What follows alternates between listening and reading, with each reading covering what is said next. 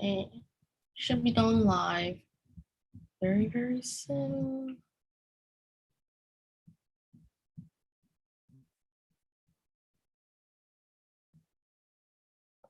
Oh, and I also mentioned that not a lot of people registered on Eventbrite, but I think it's because people know that I'm live streaming it from YouTube. So it's also live streaming on YouTube. So people who weren't able to register on Eventbrite can, I guess, skip the middleman and just go straight to YouTube. Let me just post that it's streaming on YouTube as well. Sorry, guys. I am not tech savvy, but how do I change my name again? Do you know how to do that? Yeah, so you hover over your name under like participants, and then you click more, and then there should be the option to rename. Got it. Thank you.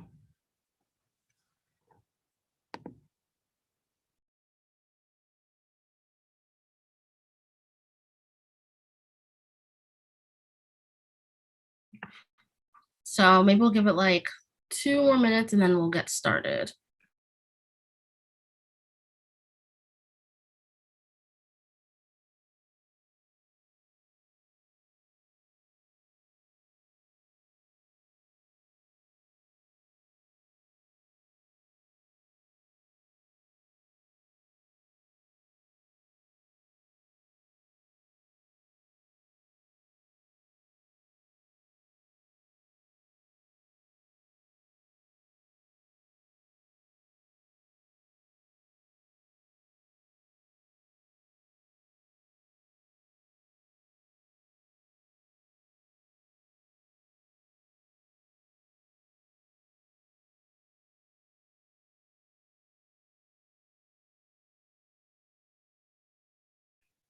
Hello, me.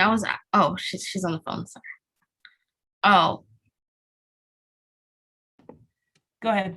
I was just saying, I was asking the others how they feel about starting medical school. How did you feel? I don't know. I think I'm not nervous yet just because it doesn't seem that it's not there yet. You know what I mean? But I do start in like a week. So What? for me, I think right now I'm just trying to get everything ready. So not. Doing like a pre-matriculation program? Yeah, we are. Okay. Oh, by the way, I forgot to mention this, but do not say what medical school you go to. Okay. Just don't do it. Trust me. I've learned from experience. Um, oh, so that's why. Because I'm like, first of all, it is June. Why is anyone starting medical school in June? That's so early. Does everyone have to do the pre-matriculation program, or is this something where? I don't think it's everyone, but it's low key FOMO, right? Because of how everybody's doing it. But also, I don't think I didn't do anatomy in college like that, so that's another reason why. And just because I had a gap year, so I knew I needed to, I guess, get started a little bit. Yeah. Um, Honestly, that's I think because I ended up doing the pre-matriculation program at my school while also still working full time, which is don't do it. So, but and I did it for the same reason because I'd been out of school for like 2 years. I was like, do I even know? Does my brain work anymore? Do I know how to study? Like, I've never taken anatomy, but then all these people probably have taken anatomy. Like, I need to just get ahead of the game. And Yeah. honestly, now I cannot remember a damn thing I learned during pre-matriculation. So, I mean, because you learn it all over again later. So it's just good to have that exposure. Okay. It is 7:04. People are probably still going to trickle in. I know some people are DMing me saying that they're having a hard time with the link, but it's on YouTube. We're going to have to get started. Thank you guys so much for coming and being panelists today. I'm super, super excited to have you guys. As you guys know, I've been doing my pre-med Zoom parties. This is our third session. And today we're going to be talking about navigating the application cycle in the global pandemic. And I think this topic is still very relevant just because even though, some states and stuff are being lax now, I think we're still kind of operating under the same pandemic guidelines to a sense. So I can imagine that that's still going to be happening with applicants in this cycle. So can you guys go ahead and one by one just introduce yourself, say your name, your undergrad, how many gap years you took, and a fun fact about you. So I'll get started. Hi, everyone. As you guys may or may not know, my name is Shawn Adebagbo. I graduated from Stanford University in 2018. I am a rising second year med student. We praise the Lord. Oh. And a fun fact about me is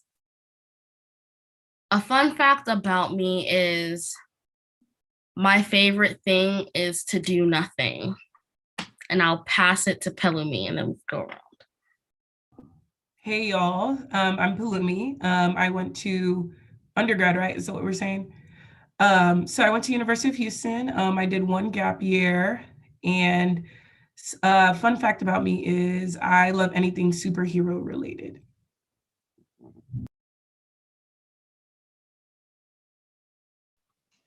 Sure, I guess I can go next. My name is Matthew Wareham. I got my undergraduate at Chapman University, which is a small college in California. And a fun fact about me, I'm an avid biker. I like to bike a lot. Hey everyone, I'm Aubrey. I went to undergrad at Eastern Michigan University and I took one gap year, and a fun fact about me is I grew up in Canada. Yay, thank you guys so much. So I'm gonna open up with asking each of you guys, when did you submit your primary application? And how many schools did you apply to? So maybe how many schools you submitted primaries for, and then how many you actually submitted secondaries for? Yeah, sure. I can start. I submitted. I submitted my application in, I believe it was the second week of June for primaries, and then it was 29 schools I did primaries, and I got it actually down to, I think it was ended up being 19 or 20 for, I actually sent my secondaries too.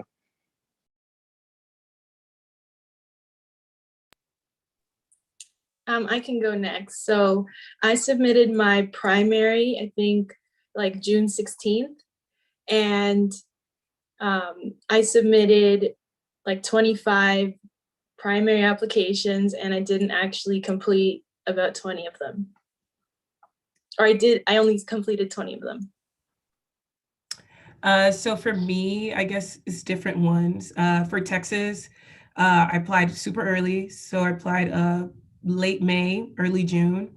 And then for the rest, for MD schools outside of Texas was, I think, June as well. But then my DO school application was at the end of July. And I applied to 35 schools, but I only send secondaries to maybe 23. I think 23, yeah. Thank you. And I forgot to mention this for our attendees both on Zoom and YouTube. I'm like monitoring both chats. If you guys have any questions, feel free to submit the questions through the Q&A, and we'll probably get to them at the end. The next question I have for you guys is, how did you stay organized throughout this process? Okay, so I'll go first. I'm gonna be honest with you guys. I don't think I stayed the most organized, just because we were in a panoramic, okay? So there was a lot going on. But for me, what I did do was I actually created a separate Google account. And that's where I placed all of my secondaries that I needed to do. So I just basically created a whole bunch of docs of each school that I know, okay, I really want to send a secondary there. And so I know which ones I've done and which ones I haven't. And then I'll label like done or whatever. And then I had a planner where I would plan out, okay, this is when I need to send this in. This is when I need to finish this or send it to whoever was editing my essay at the time. So those are some things I did to be organized.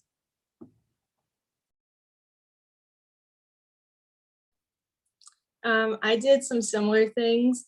One thing I found was helpful is I made a new email address just so I know this has all my, anything med related will be at this email. So I wouldn't lose anything in between other emails. And also I made a Excel sheet that had like the school name, the day I submitted the primary, the day I received the secondary, and like the target date I wanted to submit back the secondary, and I found that to be sort of helpful staying on top of things. Also, I applied really late. So when I started submitting secondaries, I sort of submitted them in waves. So I submitted like 7 1 week, and then, 7 the week after, just so I can sort of focus on these 7, get them back, and then, sort of stay organized that way.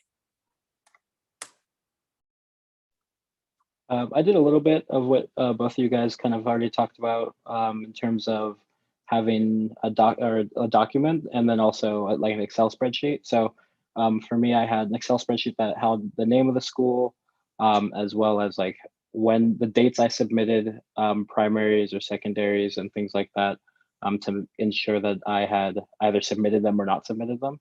I think like saying a target date is definitely something that people should do, just because once secondaries really start coming in, you think you have more time than you probably, or you probably use more time than you end up needing, just because you're always it feels like it's easier later on or something like that. In terms of my secondaries themselves, though, what I actually ended up doing was I just had one really large Microsoft Word document, and what I did was I wrote notes about the school to help like write my secondaries on that document, and then right below it is where I wrote or answered all the questions for each school. So it left me with like a really long document, but if I needed help with my edits or something like that, I could always choose the certain pages to copy and paste and send to people, which ended up being kind of the way that I went through it. Thank you, guys. The next question I have is, I'm curious, did anyone like take the MCAT close to when they were applying? If so, did it get rescheduled? What did that process look like emotionally? Like, tell me about that. How did that impact your application cycle? So, oh yeah, you go first. Go ahead. Go ahead. Okay, so for me, so mine's did get rescheduled. I think what was hard though was that sometimes they weren't answering the phone if I needed to reschedule and stuff. So that definitely took a toll emotionally. But it wasn't that bad. It wasn't as like crazy as people make it seem on Reddit. Once you were able to reschedule, you found a way to reschedule once they finally answered the phone or whatever. So, but yeah, I definitely rescheduled. I rescheduled twice. One was canceled, and then one I just rescheduled on my own. For me personally, I didn't reschedule, or I didn't have to reschedule mine, but my MCAT date was in June of the same year that I applied. So I actually submitted my primaries before having my MCAT score. So for me, I was rescheduled twice. I was originally supposed to take it in April, rescheduled for May. And then, I had sort of hit my peak, I felt like, where I was sort of ready. And once I was rescheduled again, I felt like I should just take a step back from it. I decided to focus on my primary application and pre-writing some secondaries. And I didn't actually take my MCAT until the first week of September.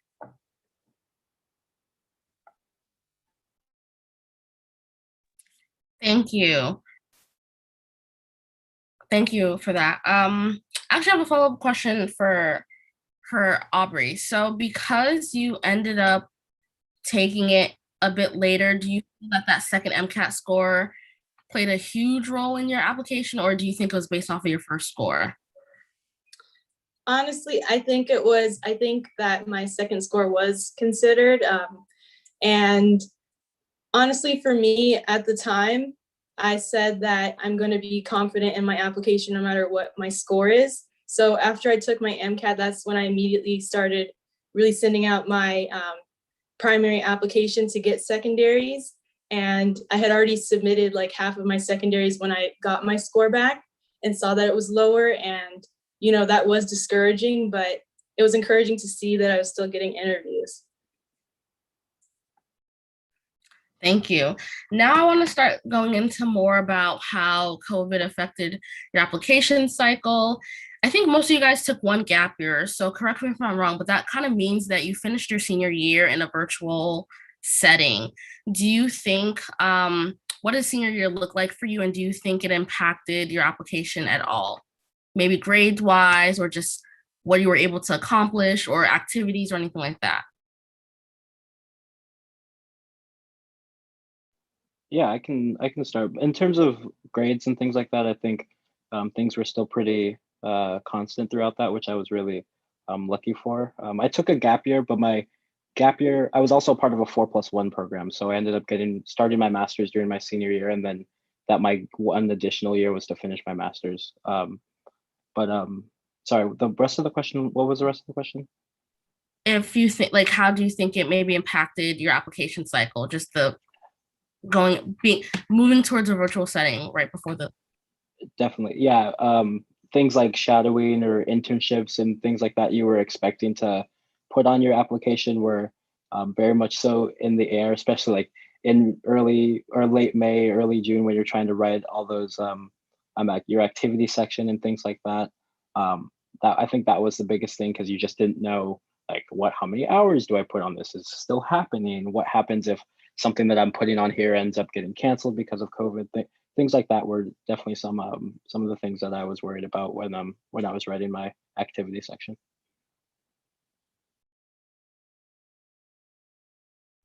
For me personally, I was an athlete throughout college, so I didn't have, time to really get in the clinical setting. So what I was planning on doing was really using my gap year and the summer going into applying to shadow. I actually had a few things set up that were canceled. So that was sort of a concern for me, is already having, low clinical hours, and then all my clinical experiences getting canceled in the summer. But there was definitely space on my secondary applications to explain that. And I do think that a lot of medical schools were very understanding. And plus, I don't think that anyone should really strive to be a box checker. You don't need to really be perfect in every single area. So I really focused on my passions and what I had put time into. And that's what, admissions were really eager to hear during interviews. So senior year for me was kind of the same. I would say that I didn't like online, and I kind of learned that during senior year. But I would also say my opportunities were definitely cut short. I did graduate with a degree in public health, and we have to do an internship our last semester, and my internship was cut. So that definitely affected, how many hours I thought I was going to put on my application. But I think also something that affected me was my MCAT studying. Just transitioning from online was really hard, and then committing to studying the MCAT as well during the same semester of the pandemic was a bit much. Especially for me, I had study groups prior to the pandemic where we would meet up in the library twice a week and study, and that really wasn't possible anymore. And so then comes the technical difficulties and all that kind of stuff. So I think that's some things leading up to the application cycle during my senior year that was kind of problems. Thank you. So now I'm curious, like, from the time you submitted your primary to the beautiful time you found out you were going to be a doctor, what were some of the biggest challenges during that time, just in general, just because you were applying, but then also what do you think was frustrating because a lot of schools were trying to figure out what they were going to do with admission in this new environment? I think something that was really challenging between the schools and I guess applicants was communication. Just because people were transitioning from working from home. If, for me, for instance, would call some schools for certain things, making sure I can submit this or whatever. And sometimes people wouldn't answer, or you wouldn't get an email back for like 3 days. And being such an anxious pre-med, you want that answer like right away.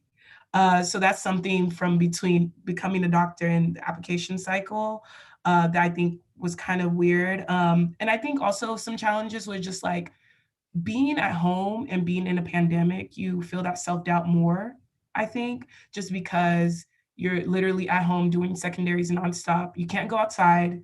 You see your friends through FaceTime. So you start getting those feelings of self-doubt, especially for me, having a low MCAT score and not really knowing what that cycle was going to look like was definitely a challenge during this time.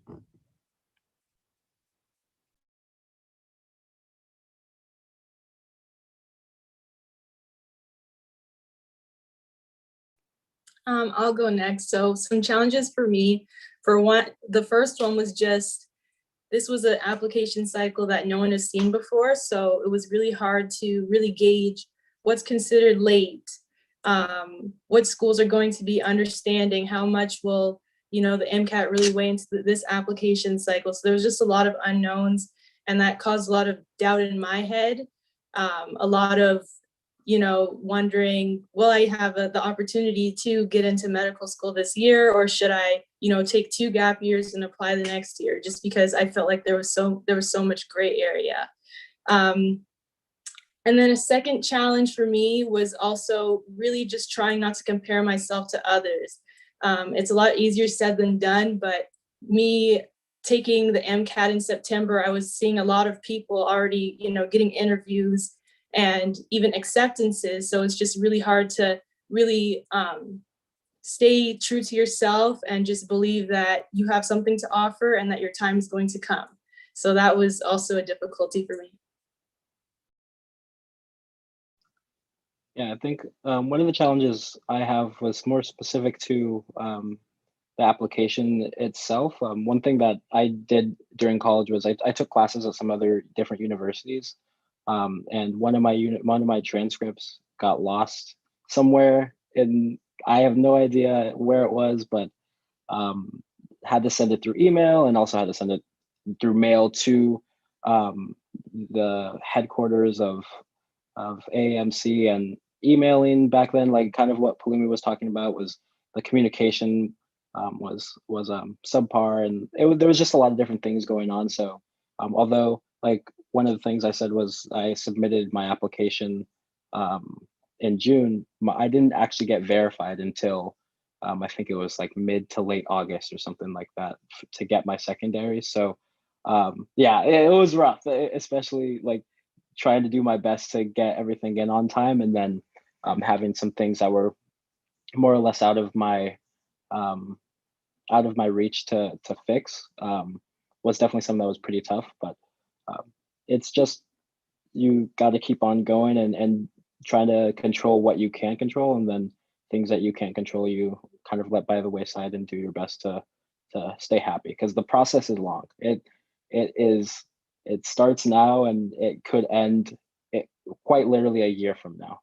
So the one thing that I would say is just try to enjoy the process as much as you can, even though it is very, very stressful. Yeah, thank you. The next question I had was regarding secondary. So a lot of schools started adding like the "how has COVID impacted you" question to their secondaries, which obviously they've never put there before because LOL, we didn't have it before. How did you guys answer it, if you guys answered it at all? And what do you guys think is appropriate to put in that kind of response? Because I think something to struggle with is like, I was affected, but am I supposed to say that like my shadowing got cut, or am I supposed to say my grades suffered because of it? Like, how am I supposed to answer that question, or what are they looking for? I can go first. So I did answer those questions, and I used it to address, like I said, my lower clinical hours. I just explained that, you know, because of COVID, a lot of things I had set up were canceled. And I also definitely used it to explain why I tested so late, and why, you know, I sort of submitted some of my applications late. Yeah, I sort of used it as a thing that if it was related to COVID in any sort of way that may have affected my application in any sense, I kind of added it in there. But it definitely varied from school. I felt like if there's a question that I previously in that secondary application was kind of answered, then I wouldn't have included it into the COVID question, but basically just kind of fill out and make my application look kind of as as holistic or as full as I wanted it to be. So for me, mine's is a bit different. I do work in the emergency department, and I worked in the emergency department prior to the pandemic. And so what I talked about was kind of what the pandemic has taught me in healthcare. I talked about just the transition from no wearing masks to wearing masks, and, you know, seeing people, because in ED we do see people die, but I mean, we were seeing quite a bit of people die more often, or quite a bit of people come in with their pulse ox at 80 or something, you know. And so that's something I definitely talked about. But then I also think it was important for me to talk about what I've learned and what this COVID pandemic has shown me into becoming a physician. So I talk more about, like, you know, this pandemic has shown me I do want to be a physician, and this has really confirmed like how I want to help, and how people, how I'm inspired by people who put themselves on the front lines and that kind of stuff. So I talk more about the transition, and then like what I've learned that will help me in medicine later on. Thank you, guys. My next question is, if you're comfortable sharing, how many interviews did you get? And do you think, obviously this is going to be subjective and there's no way to know because there's no way you would have applied in a non-COVID cycle, but do you think COVID impacted maybe how many schools you were able to get interviews to, or how many schools you got accepted into? I can go first on that. So I got a total of 5 interviews. And for me, I do think COVID did affect that. One, I think schools actually had more ability to interview more people personally, just because people aren't traveling and it's on Zoom, you can, you know, put more people in one room. So I think that's also one thing. But I think another thing COVID affected with our interviews was just that, how am I trying to say?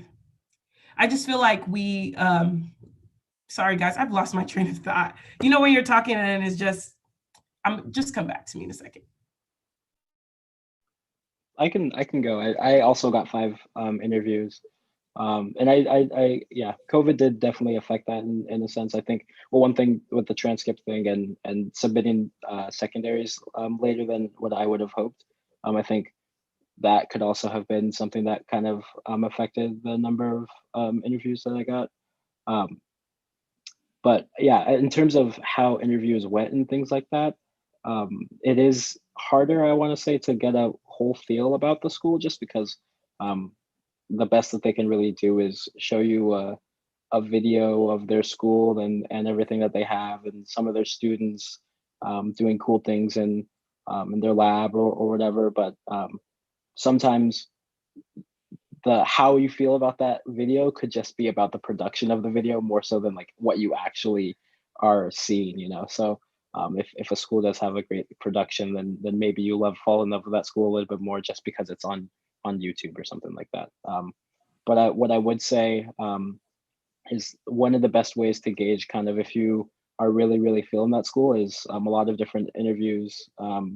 At the end of the day, or at some point, you have a Q&A with current students. And I think that was like a really powerful time for me to ask questions and really get the vibe of the type of students that go there, and see if I feel like I was kind of matching that or matching their mission, and things like that. So. I interviewed at 8 schools, and like the other panelists said, I do think that it did have to do with the pandemic. And personally, I actually decided to apply to more.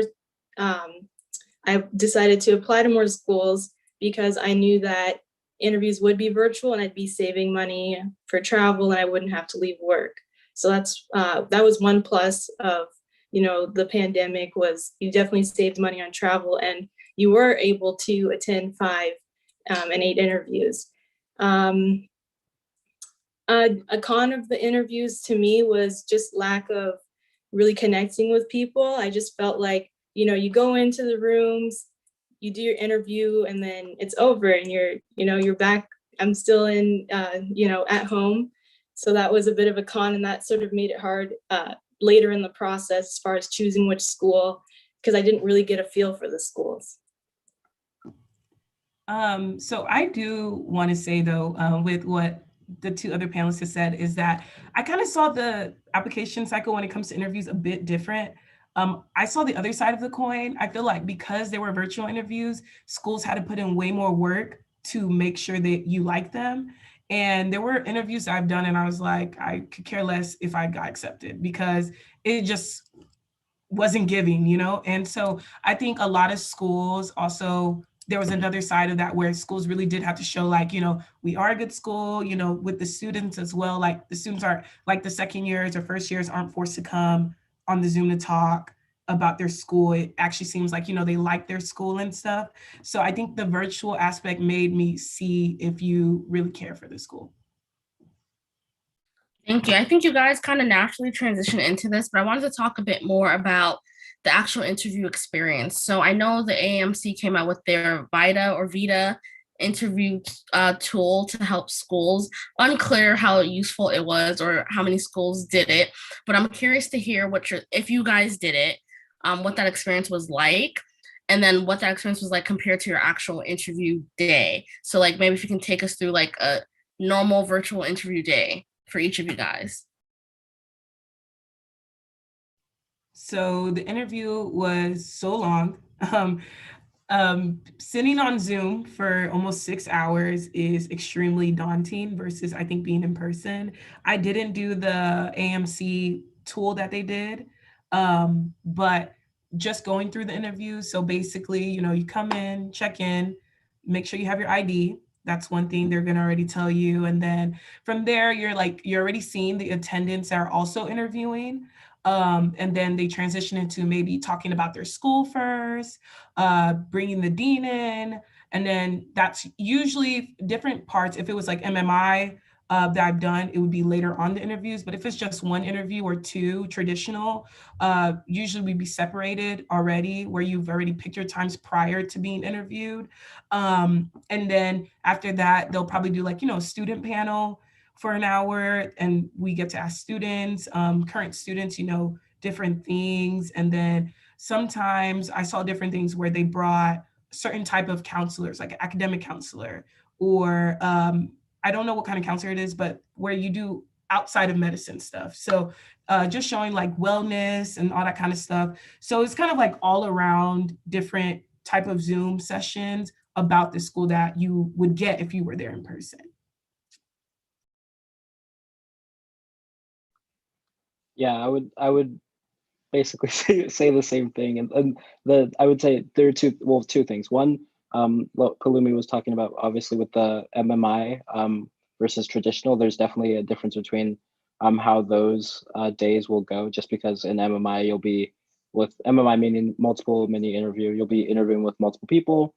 Sometimes those interviews could last 3 minutes. It could last up to 8 minutes. It really or 10. It really depends. School by school, and that kind of that'll just be whether or not how many people you actually end up having to talk to, and they'll be taking notes about you or something like that during that process. Other than that, one thing that's constant is they'll always be telling you about the school, things that happen at the school, what they're passionate about, their mission, all those sorts of things. They'll probably talk about their curriculum in a small sense. They'll kind of just tell you like how each thing is kind of blocked out, things like that, and then a Q&A, maybe one or two Q&As, one probably with students and then another Q&A with some faculty that you can ask some more less day-by-day questions and more things that may have to deal with like financial aid or scholarship opportunities, match rates, those sorts of things. Those are the type of questions that you more so are going to be asking to teachers and faculty and staff, stuff like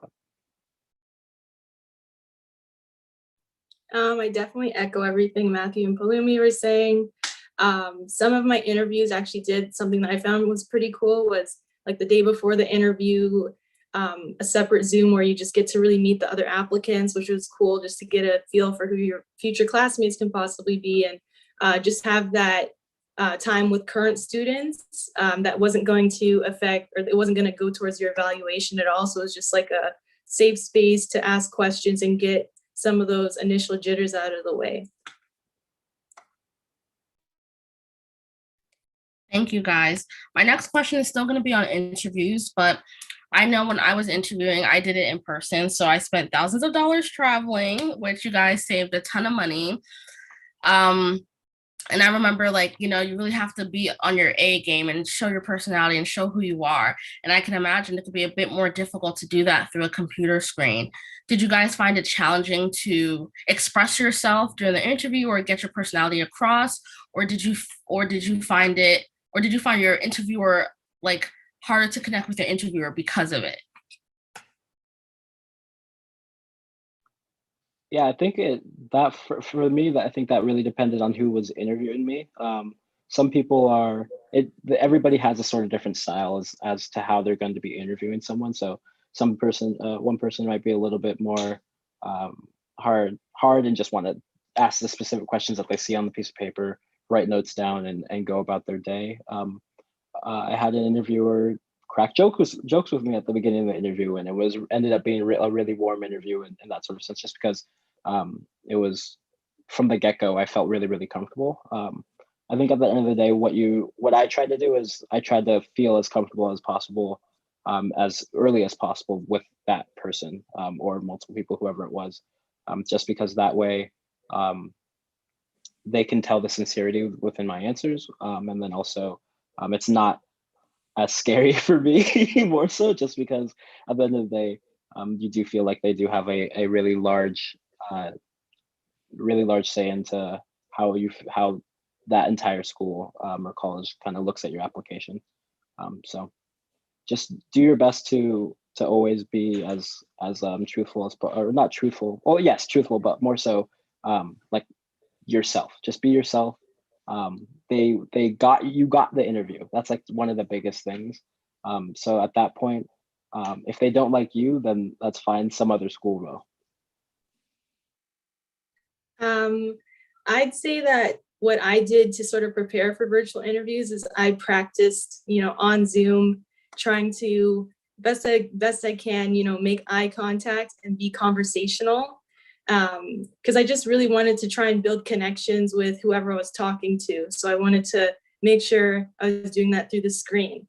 And also, just to echo what Matthew said, I think it's just super important to stay true to yourself and just be confident. Like, you got the interview for a reason, and now that you've gotten the interview, you definitely have the ability to not only get into the school, but succeed. So I just tried to keep that energy in interviews. I remember I had this one sort of tougher old interviewer, and he said something about I had a red flag in one of my secondaries, and I did sort of, for a second, I felt like dimming my light, but I just continued to stay true to myself, and I did get accepted to the school, and apparently he sort of vouched for me. So it just goes to show, like, even if sometimes they're trying to test you, so just really stay grounded in your character, stay grounded in your values, and at the end of the day, you're going to be proud of what you did in the interview, and you'll probably get in. I don't know. I'm just saying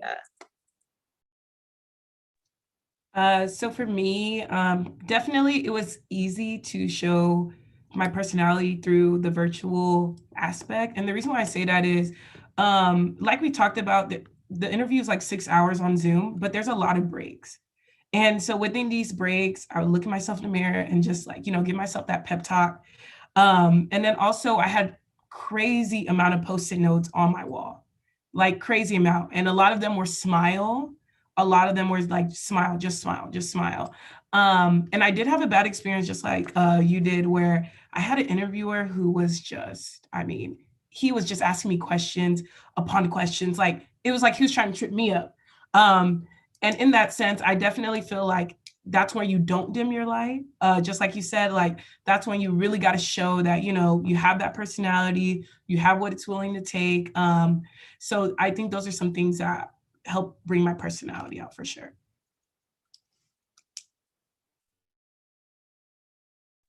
Thank you guys so much. So we're going to transition into Q&A because we have quite a couple on YouTube and here. But I think my last question before moving into those questions is, I'm curious, were you able to connect with students, maybe post interview, especially because you're not able to see the school? And then how did you ultimately come on the decision of the school you decide to go to? Did you end up like visiting, even though they probably told y'all not to come? Like, how did you decide on, okay, this is the school for me, even though I didn't get that full experience that others before me have gotten, to really feel out the other students, the other candidates, the environment, and things like that? I definitely feel like there was a lot of students. I can't talk about post meetup with people, or I guess like talking to them more after the interview, but I would say that there was a lot of students helping during this pandemic, especially when it comes to interviews. I mean, just alone with Facebook groups, just saying like, has anyone been interviewing here before? There's so many replies that you get. So I think that's something that I noticed during this cycle. But how I picked my school was I'm going to my top choice, right? And so I already knew what I liked about the school. And I think just versus the other schools, there was just different things where their mission seemed like, they talk the talk and walk the walk, just based on the opportunities that they give people versus the other schools. And I also think it also had to do with the interview. People were more nicer and more willing to know who I am during the interview versus other interviews where people kind of just asked the generic questions, no follow-up questions, didn't really care. It was just kind of routine versus my top choice where they were asking so many questions. And then I did also speak to current students, and they all spoke very highly of the school compared to other students I talked to of other schools that may have had like a few cons. But I know every school's not perfect, but I think there was more pros for that school than any other school.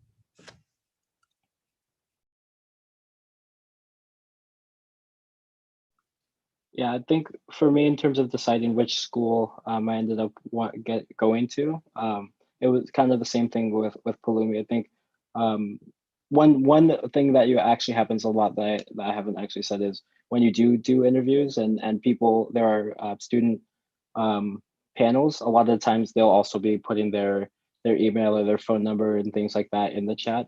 So for two of the schools, I would say the two schools that I got accepted into that I wanted to go to the most, I got to actually talk to students on both ends, and I think that definitely helped with my decision in terms of the things that I want to end up being able to do in medicine, specifically too.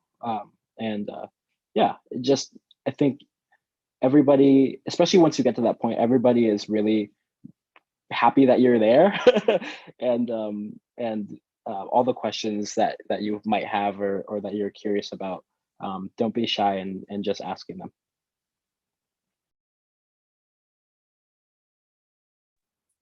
For me, when I was deciding which school I wanted to go to, I was really thinking about which environment am I going to be able to thrive. And something that I knew was going to help me thrive was being in a supportive community where I'd have access to mentors. And the school I chose, after the interview, I had students contacting me. I had some physicians contacting me. I just felt like people wanted me there, and they were already, offering me some guidance. They were even saying, like, if you don't choose to come to the school, I'd love to stay in contact. I'd love to be a mentor of yours, connect you with, specialties you might be interested in. So that was huge for me. And I think that's ultimately why I chose the school, because I just felt like I'm going into a family, and that's something that was really important to me. Okay, one last question before I go to the Q&A. Sorry, I said that the last. Oh, Pelumi, did you go? Okay, perfect. One last question I have before going to Q&A is, I'm just curious, what do you guys think made your application stand out?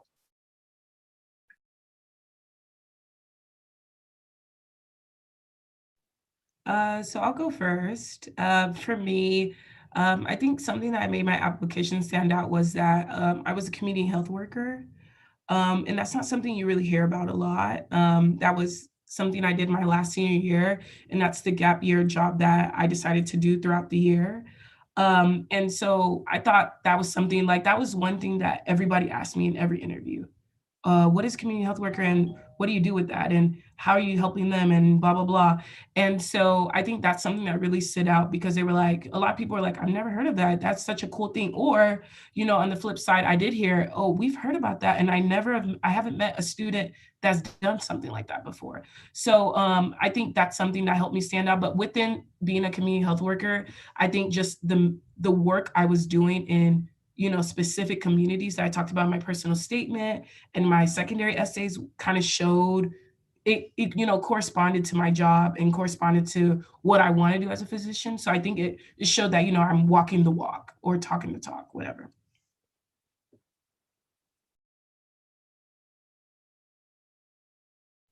I think one thing for me is, so in my undergrad, my minor was computer science, and then my master's was actually in computational and data sciences.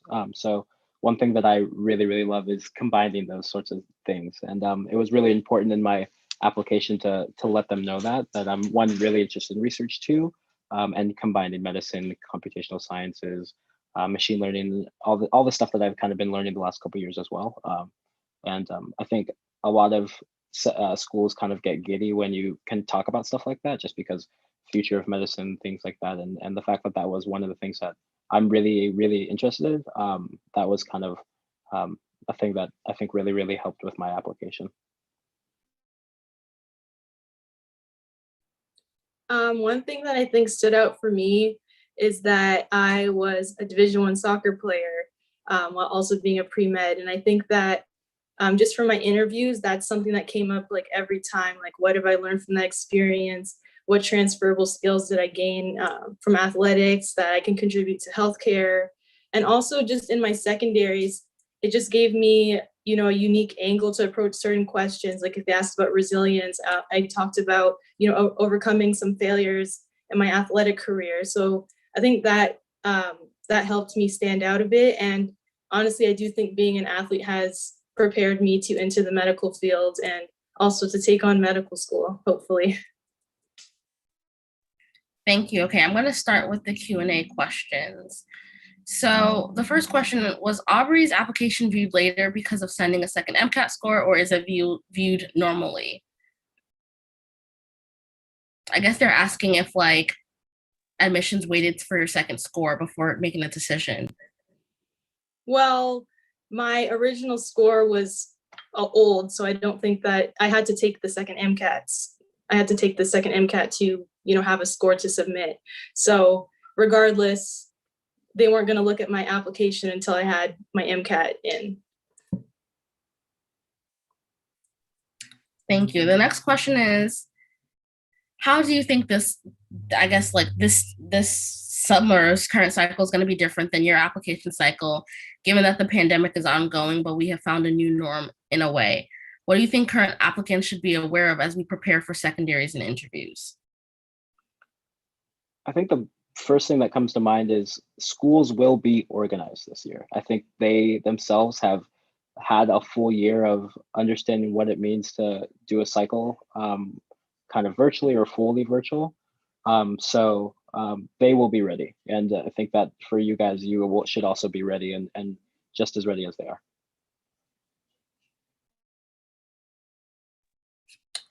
Thank you. The next question is, many schools have an optional additional comments section on their secondary. How did you all respond to this essay question? Is it appropriate to explain the low MCAT score, or maybe how COVID has to do if there isn't already a question for that on this for that school? So me being a low MCAT score, that's not something I did in any application. I think it was not worth highlighting something that they already see. I only talked about it. I think there was 2 schools that actually said, please use this section to talk about either a low MCAT score, low GPA, or something like that. So that's when I did respond. But if there was additional stuff, I never spoke about having a low MCAT score because I think it was just not worth it. And I think I do think that comment section is actually referred to things like, you know, taking off from school for 2 years because certain things happen in your family or whatever it is, like unforeseen circumstances.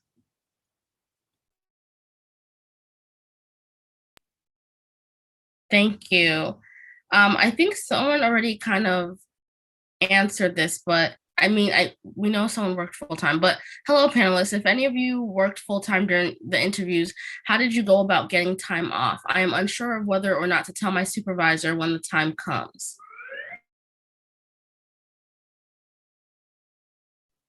So I work full-time, but I worked from home. I don't know if you work from home, whoever is asking, but I do think you should tell your supervisor, because if you don't, I mean, who knows, maybe one day you'll get the call that day. But I would take off, but most schools did really good at certain things. Like I know one school, we only interviewed from 1 to 4 p.m. So that was pretty good. Or, you know, like your interviews only in the morning and like a student panel is only optional or something. So I do definitely think you can take off days or something. I don't think you need to commit to only working full-time, part-time just because you're applying. I agree. And I guess just to add some added context, especially in the event if maybe schools do some kind of hybrid where they allow some applicants to do in person this upcoming cycle and some to do virtual. For me personally, I struggle with this because I'm like, if I tell my supervisor I'm interviewing for medical school, homegirl knows I'm not trying to stay. She knows I'm gonna submit my resignation letter the moment I get in. So I was kind of worried about that because I didn't want it to be like, oh, I don't want them to try to like fire me before I get into medical school, whatever. But I think at least for me, because it was in person and I physically had to travel, I had to have that communication with her. And I guess for me, the way I made it was just that, like, hey, you know, as discussed in my interview, I was interested in medicine and I made the decision to apply the cycle to see what happens.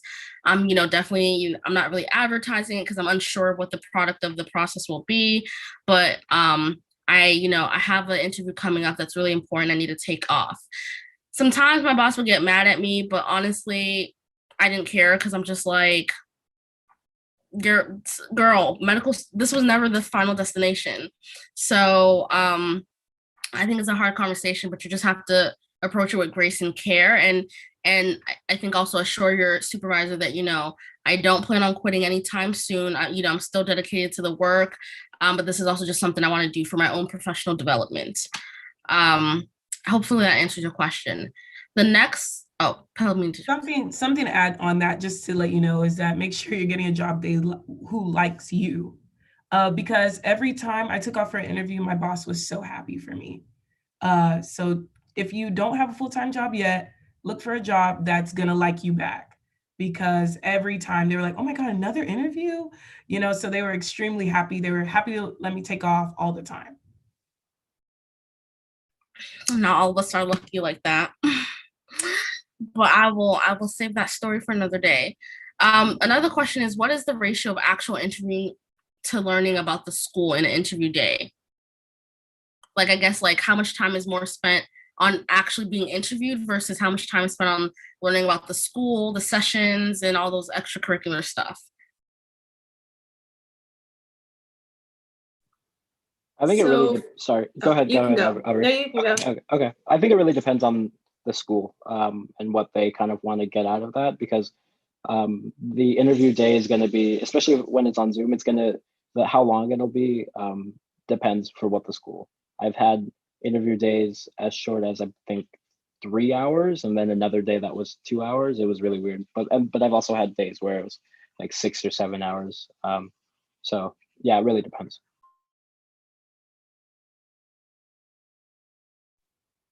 In my experience as well, MMI versus traditional would be like 70% of learning about the school, 30% interview. And then MMI would be like the other way around, where it was 70% interview, 30% just learning about the school.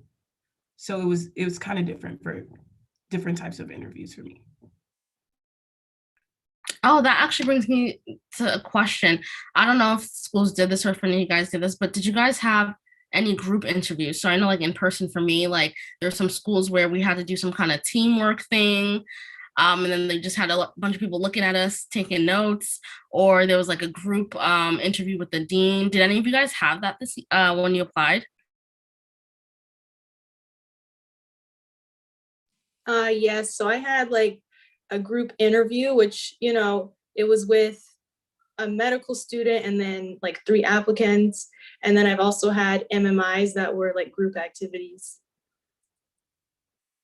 how was that experience? Did you find it easy to work with others in the Zoom world, or was it difficult? Did you feel like you had, I don't know.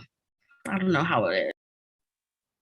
I think that the way the school set it up, that it was pretty organized, like it was easy to, do the task, and we definitely showed teamwork. It was a lot, it was communication, since we can't, physically do anything together, but it definitely was an opportunity to show your communication skills and teamwork skills and everything like that.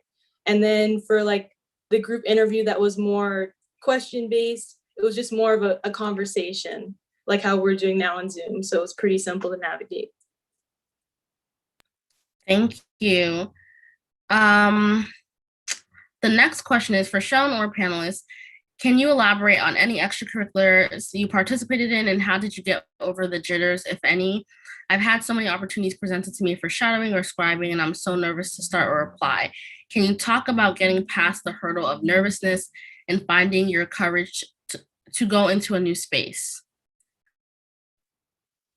I think you should try to find something that you like that will at least alleviate some nervousness, because then, at least I'm doing something I like. But I also think that you should kind of be prepared, just kind of know what the day's going to look like, know what you'll be doing. So you kind of like, there's different things, because people get nervous when they figure out, oh, I didn't know we were going to be doing this, or I didn't know this is what we do. So try to figure out what you'll be exactly doing. And really don't be nervous. People are probably doing the same thing with you, and they're probably in the same stage. And so you'll probably meet really good people who are just in the same stage as you, just trying to get through too, who are probably also nervous as well. Thank you. The next question is, I'm curious to know what each of your post-interview process looked like. Did you take notes? Did you have a pro and con list? I didn't take any notes during my interviews, unless it was like an MMI or something like that, where I had to kind of remember maybe something. But yeah, I think for me, at the end of the day, what I did do was I did do pros and cons and how I felt. Oh, actually, one thing that I think that was really, really good is my parents actually called me like immediately after every single one of my interviews, and they talked, like they asked all these questions and kind of talked about like how it went, and I just kind of word vomited at them for 30 minutes, and in doing so, you kind of actually think and realize, oh, that was kind of interesting that happened, or oh, actually, that was kind of weird. I didn't really like that. I might have to kind of think about that later on, or things like that. So if you have someone, whether it's a roommate, a friend, or it could even be your cat, whoever it is, just talk at them and let everything out. Thank you. I will say for me, at least in person, I had a little portfolio that I wasn't always taking notes, but there were times where I maybe jot something down that was like interesting about the school. Maybe there was a program they had that I hadn't heard other schools had, or if there was just something I was like, I want to come revisit it. And I don't know what they did for you guys. Maybe they sent you guys virtual packets, but at interview days, they usually give you a folder full of information of like, here's our financial aid, page, here's like our curriculum, all that kind of stuff. So I actually collected all the folders. I've trashed them now, but I would keep them just to kind of go back and compare and see, okay, did the school ever talk about this, and that? So I think there can be some benefit to taking notes, because there were some times that after everything, the interview, the notes that I had taken, and then I would be like, oh yeah, that was that thing about that school that I didn't like. That was kind of funky.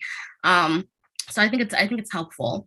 The next question is, what are some pros and cons of a gap year? How did you guys know, if applicable, a gap year was the best decision for you? And how did you know how many gap years to take? Are there really any cons to having a gap year? For me, there's a lot of pros. One is that you have a lot of money to save up. Two was that you could just chill. I mean, we went to school for 4 years. Pre-med is not easy. And so you get time to chill. We didn't know, obviously, a pandemic was going to happen. So we did more than just chilling. But so I would say those are some pros. I guess the con would be, maybe if you're doing a gap year, you're moving back at home. So that's something, you know, it's a different transition from living on campus or living in a student apartment to now coming back home, where you really haven't done that since high school. So it's still a bit, that part's definitely different. Yeah, I think for me, having a gap year was really, really nice, just because I got to finish the master's that I had started. And also, I think if you, as like a senior or a junior, there are opportunities where you thought, oh man, if I just had some more time, I wanted to be a part of this, or oh, I wanted to be able to have this sort of job, and part-time. Well, in your gap year, you can do that full-time. You can make some money in doing so, and also it'll be just another thing that you can kind of talk about during your interviews, during your applications. So yeah, but I think like Palumi said, maybe going home is not what you want to do because college is pretty cool. But other than that, having a gap year for me was really, really useful. Yeah, overall, I think my gap year was all pros. And I do think that gap years are just a great opportunity to, you know, explore yourself more, not even just for medical school, but, you know, really get to know yourself well before going into, you know, the rigorous journey of medicine. And I guess the only con was that our gap years during the pandemic. So I would have wanted to travel more and do more things, but couldn't do it because of the pandemic.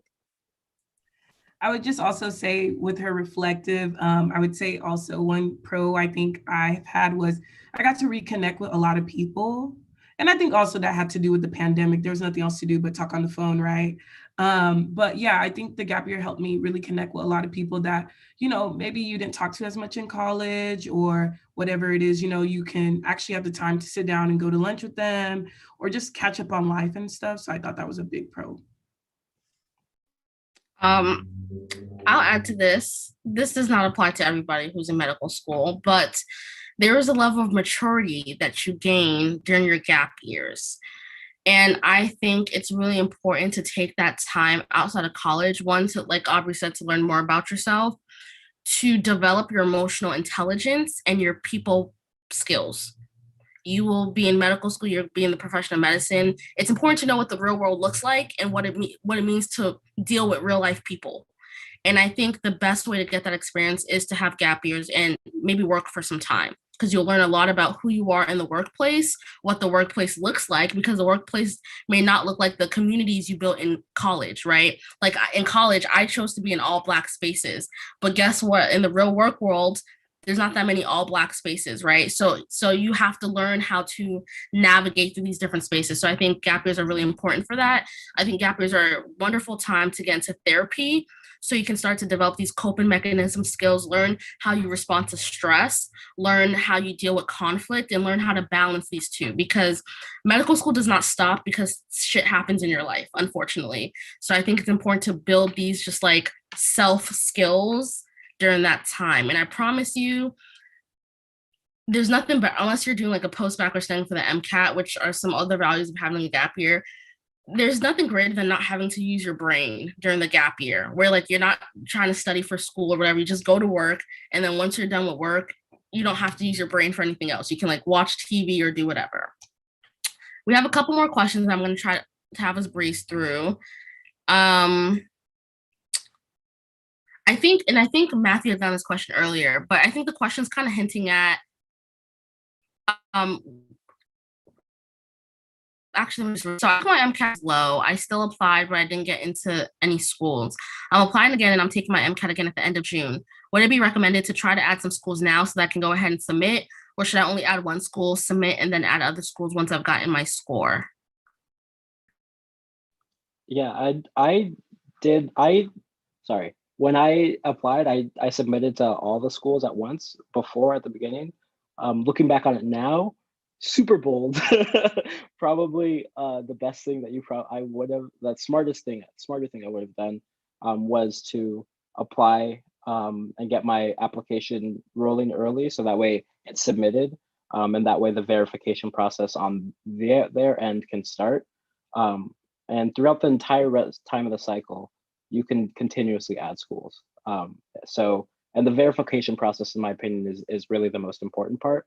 And then adding schools that you want or that you may or may not be able to, or what you want to have to end at the end of the day is something that you can do later on, just because secondaries generally don't come out until what is it, July, something around there. So at the earliest.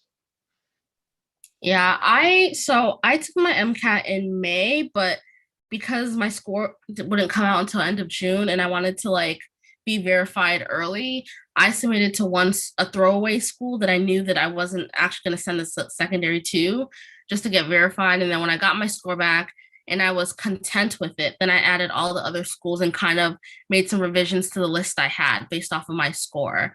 I will say, I think either way, it is bold to submit an application without knowing your score, because you should have an idea of what your score is gonna be, but honestly, you don't know the way the wind blows. So it's definitely a bit bold, but it can be done, and I think a lot of people do it. I'm gonna pick maybe 2 or 3 more questions from here, and then we have some questions on YouTube. One question is, how did you all prepare for the MMI virtually? Okay, so the MMI was probably my hardest interview, even compared to the instance that I said earlier of a guy continuously asking me questions, because MMI was just so fast. It was so fast. You didn't have time to think like, did I do well enough, because it was going on. So one thing I did use was Dr. Gray's book. Dr. Gray's book is really good just because it gives you questions that you most likely will be answered. And then it gives you responses of different things. He gives you the good, the bad versions of them too. So then you know what to do. Another thing I did do was I went on SCN and look at what people have said that they've heard in their own interviews and kind of write those questions down, and then just kind of make your own answers for it, like, pre-write answers as well. And then I did practice MMI on my own on Zoom with a friend to make sure that I'm, reading it on time, and then making sure I'm actually answering the question during MMIs.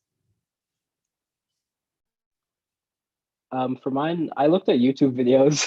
there's a lot of medical students or people that are applied that are going through what we're doing or have gone through, and going and just looking through some of those, I think really helped me. But other than that, I think that was the biggest thing that was really helpful.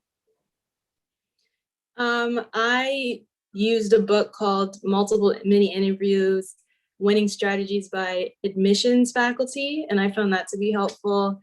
Also watched YouTube videos, and I would get on Zoom with my sister or my mom and have them, do different scenarios with me. Thank you. One last question from here, and then I'm going to move to YouTube.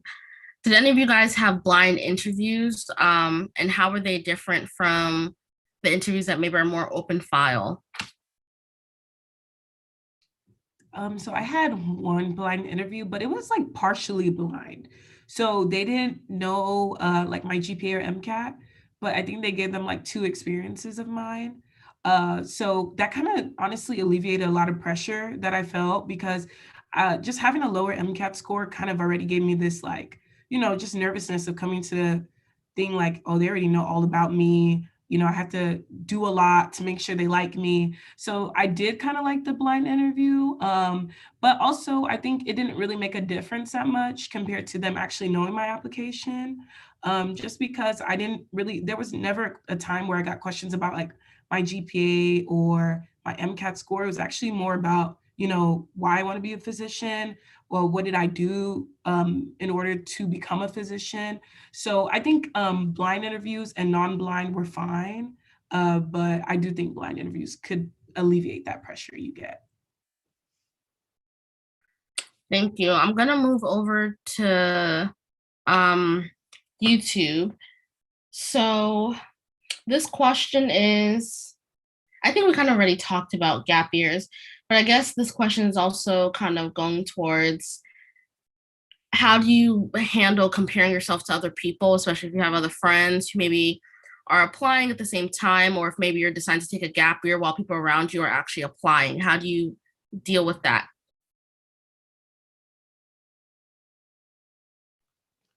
Um, it takes a lot of time to do. You just have to keep on thinking that this is what you want to do, and try to love yourself as much as possible at all times. Just because it definitely is tough. For me personally, my best friend applied with me, and his application got verified before mine, and he was able to start secondaries before me, and that sort of thing. We're like, oh man, if I could just be, if I could just do this, if I could just that will happen. But also you're gonna have to just remember everything happens for a reason. You're gonna be fine. At the end of the day, you're going to be a doctor. If it's this cycle, awesome, because applying again is definitely tough. And if it's not this cycle, it's okay, because if you really want to do this, you will be able to do this. So just remember that, because again, the journey is really, really long. It'll probably be at least 8 months, sometimes longer. So be ready for it, and just do your best. For me, being a Texas applicant, you definitely get this. If you guys don't know, being a Texas applicant, they have something called match day. And so if a school doesn't offer you acceptance prior to match day, you won't know until the end of February. And so I definitely have a lot of people I know get pre-batched.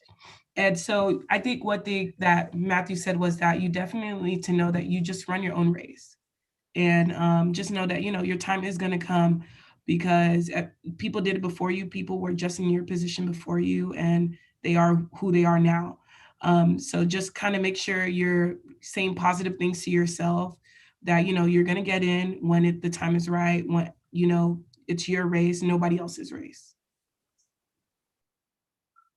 Yeah, I echo what Matthew and Palumi say. Also, one thing that I really try to do is just really embrace my own journey, and just know that, I had the desire to want to become a doctor, and I have all of these unique experiences that have led me to medicine, and really just remembering, my why medicine. And like I said, just really embracing that journey. I think that's the best thing that I did, was just staying focused on my vision and what I want to achieve in medicine.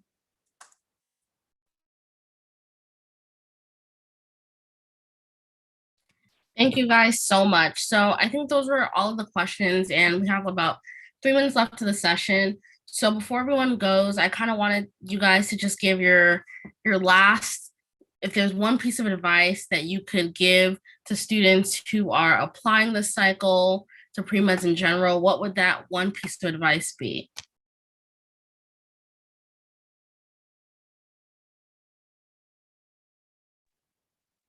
For me, I would say don't stress. Forget about it.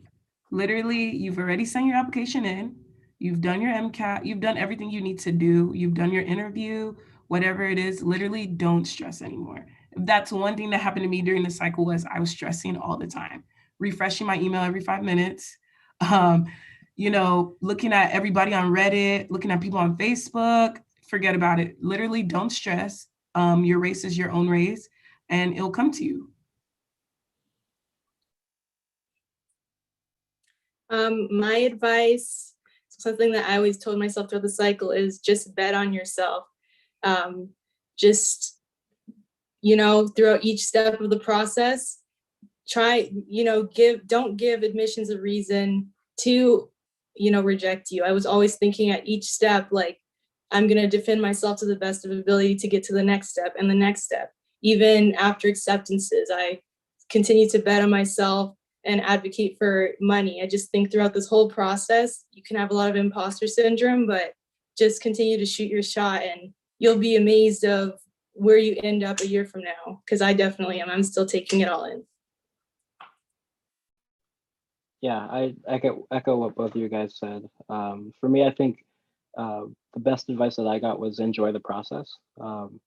Celebrate when you finish your primary applications. Celebrate when you submit to those schools that you've been wanting to go to for 4 years or whatever. Celebrate those secondaries. Celebrate your interviews.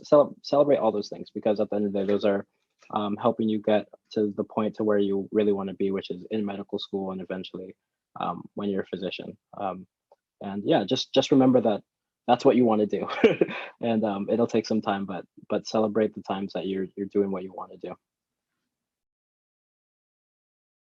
Thank you guys so much. So our panelists have put their Instagram names in their name, but please feel free to drop it in the chat again to the panelists and attendees for your contact information, so our attendees can connect with you later. And for those watching on YouTube, if you go onto my Instagram page, I also tagged their Instagram names as well. I wanted to thank all our panelists for spending an hour with us today to talk about their journey to medicine and their experiences with the application cycle. You guys are helping the next generation of students of color come into medicine. So this is awesome and great, and I'm super grateful to you guys. Next week, you guys, I want you guys to come next week to our Premed Zoom parties. We're going to be the title is going to be Stop Donating Your Money to AAMC, How to Maximize Your Chances to Get into Medical School. And I'm really excited for this session because we're going to bring on a Black pre-med advisor, and then I think the pre-med advisor for Charles Drew post-bac program, as well as some re-applicants to talk about mistakes that they see in the application process and ways to make sure you don't end up wasting thousands of dollars to a business that don't need your money. So I hope to see you guys next week. Thank you guys so much for coming, and